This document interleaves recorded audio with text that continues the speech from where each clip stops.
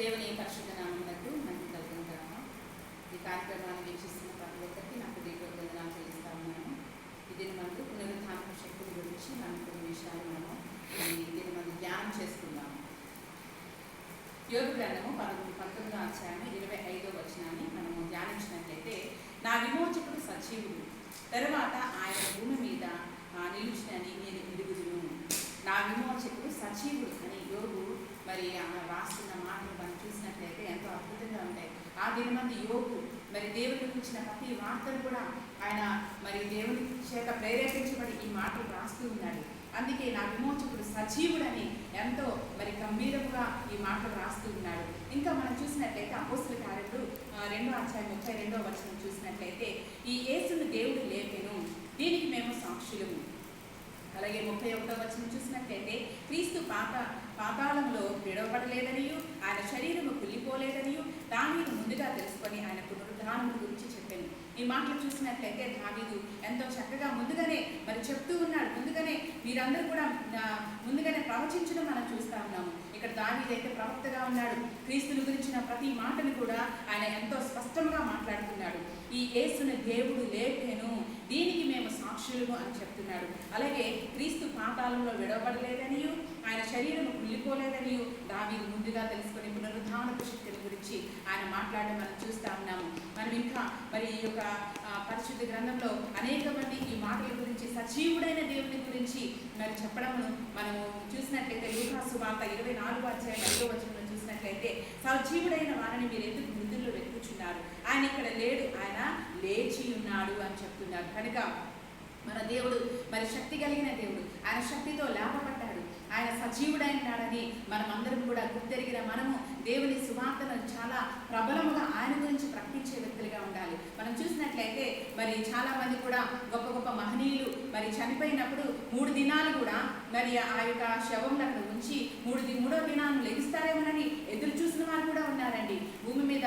మరి అంతేకాదు భక్తులను కూడా అటు రీతిగా ఉంచి 3 దినాల్లో వారు లెగుస్తారని ఎదురు చూశారు. కానీ మరి ఆ యొక్క మనుషులైతే అట్టి మృతుల్లోంచి లేపబడలేదు. కానీ మన క్రీస్తు ప్రభువారు ఆయన పునరుద్ధానపు శక్తితో మాత్రమే ఆయన లేపబడ్డారు. ఈ యొక్క మాటలు మనం చూసినట్లయితే ముందుగానే యోబు రాస్తూ ఉన్నాడు. అలాగే ముందుగానే దావీదు, ప్రవక్తగా ఉన్న దావీదు ముందుగానే ప్రవచించి మాట్లాడుతున్నాడు పునరుద్ధానపు శక్తిని గురించి.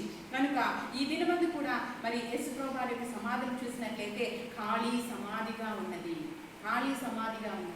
అనేక మంది దేవుళ్ళను, అనేక మంది ఆరాధిస్తున్న వాళ్ళని మనం చూసినట్లయితే వారందరూ మృతులై ఉన్నారు, కానీ ఎవరు కూడా లేపబడలేదు.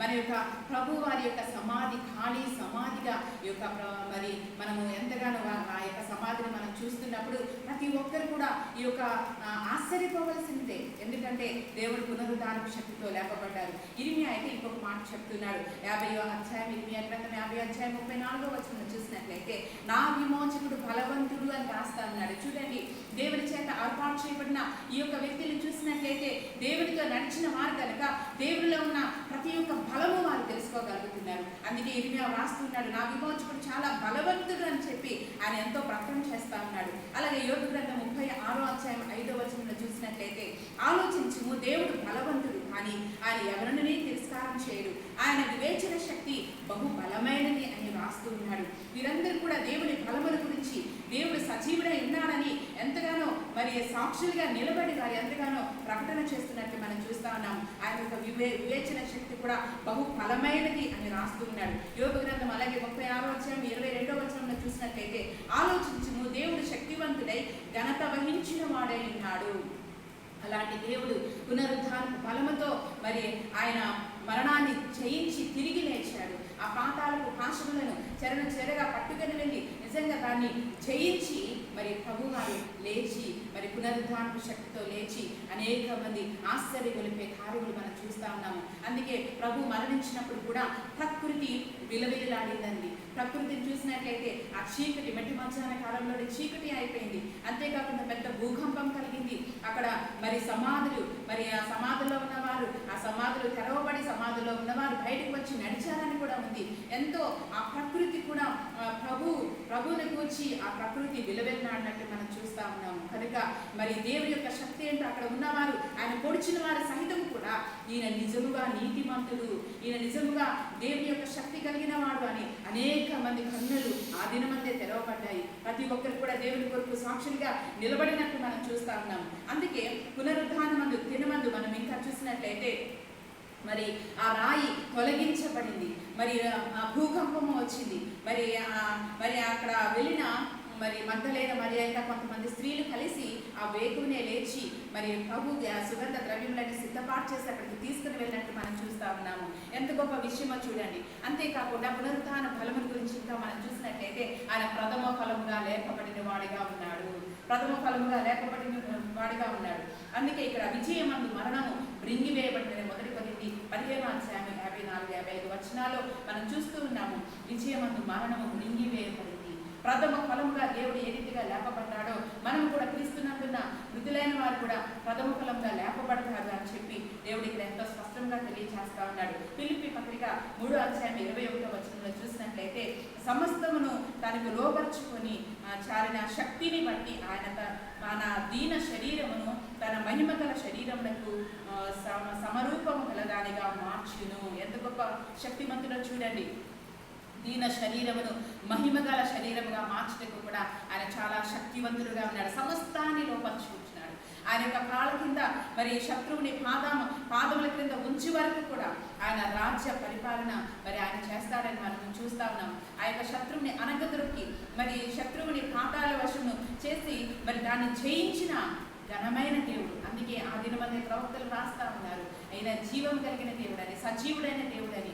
మరి మీరు ఎందుకు ఇంకా మృతుల్లో వెతుకుతున్నారని ఈ దినం చూస్తే ఇంకా మరి దేవుని గురించి తెలిసిన వారు కూడా ఇంకా మృతుల్లోనే మరి వెతుకుతూ ఉన్నారు. నిజమైన దేవుణ్ణి మనం ఆరాధన చేయవలసిన వారిగా ఉన్నాము, ఆయన వెతకవలసిన వారిగా ఉన్నాము.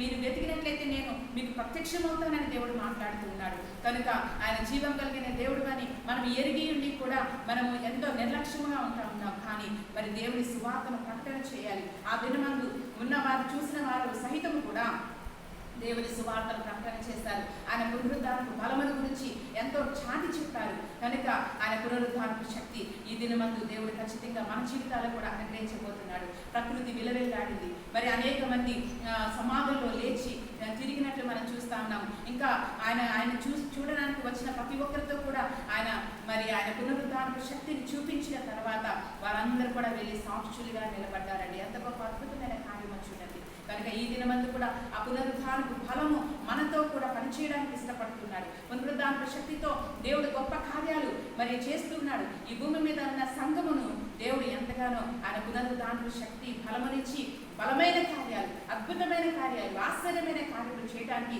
ఆయన సంసిద్ధుడిగా ఉన్నాడు. కనుక మనం ఏ విషయంలో కూడా ఓడిపోకూడదు. జీవం కలిగిన దేవుని బట్టి మనం తిరుగుతాము. ఆయన యుగ యుగములు ఏలే మహారాజుగా ఉన్నాడు. ఒక దినాన అతి త్వరగా వచ్చుచున్న దేవుడుగా ఉన్నాడు ఆయన. కనుక ఆయన యందు మరి ఎప్పుడైతే నువ్వు కనిపెట్టి ప్రార్థన చేస్తావో, ఆ పునరుద్ధానపు శక్తి గురించి ఎప్పుడైతే అడుగుతూ ఉన్నావో దేవుడు ఖచ్చితంగా మనల్ని కూడా అట్టి శక్తితో నింపి మరి ఇంకా నూతనమైన కార్యాలు, నూతనమైన అభిషేకంతో నింపి బలమైన కార్యాలు చేయడానికి ఆయన ఇష్టపడుచున్న దేవాది దేవుని మనమందరం కూడా ఆరాధన చేద్దాం. చిన్న ప్రార్థనతో మరి దీన్ని ముగిద్దాం. సర్వోన్నత మహిమగల దేవానికి వందనాలు. అలనాడు నీ పునరుద్ధాన శక్తి గురించి యోబు మాట్లాడారు ప్రభా, దావీదు మాట్లాడారు ప్రభా, తన ఇర్మియా ఇదిగో ఆయన బలవంతుడైన దేవుడు అని ఆయన మాట్లాడుతున్నాడు. యోబు శక్తి కలిగిన దేవుడు, ఈయనే గొప్ప రాజు అని ప్రకటన చేస్తున్నారు ప్రభా. ఈ దినమందు మేము కూడా ప్రకటన చేసే వ్యక్తులుగా మార్చమని అడుగుతున్నాను. నీ పునరుద్ధాన బలం తెలుసుకున్న మేము ప్రభా మా జీవితాల్లో, మా కుటుంబాల నూతనమైన ఆశీర్వాదాలతో నింపండి ప్రభా తండ్రి. సంఘంలో పటిష్టపరచండి. బలము కలిగిన సంఘముగా, శక్తి కలిగిన సంఘములుగా తీర్చిదిద్ది ప్రభా తండ్రి. ప్రతి ఒక్కరూ నా దేవా నీ పునరుద్ధానపు బలమును ప్రకటించేసి గొప్ప సాక్షులుగా నిలబెట్టి ప్రతి ఒక్కరి ద్వారా మీరే మహిమా ఘనత ప్రభావం ఆరోపించుకోమని నజరేయుడైన యేసు పరిశుద్ధ నామములో వినమ్రాన్ని వేడుకొంచున్నాము తండ్రి. ఆమేన్. ఆమేన్. Praise the lord.